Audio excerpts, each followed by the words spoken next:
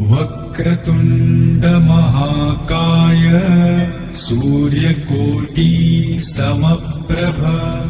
निर्विघ्नं कुरु मे देव सर्वकार्येषु सर्वदा।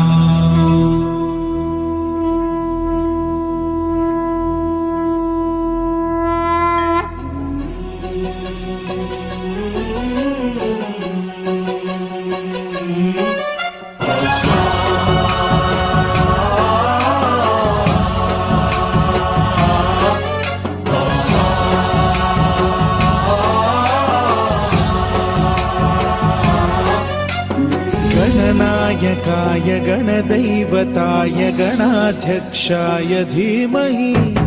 गुणशरीराय गुणमण्डिताय गुणेशानाय धीमहि गुणातीताय गुणाधीशाय गुणप्रविष्टाय धीमहि एकदन्ताय वक्रतुण्डाय गौरीतनयाय धीमहि गजेशानाय भालचन्द्राय श्रीगणेशाय धीमहि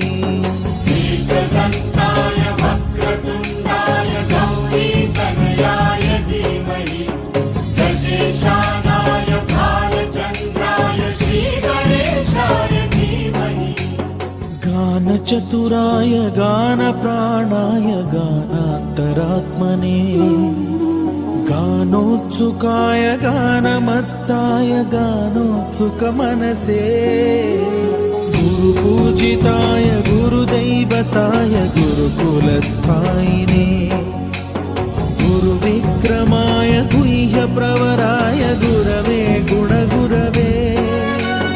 गुरुदैत्यकलक्षेत्रे गुरुधर्मसदाराध्याय गुरुपुत्रपरित्रात्रे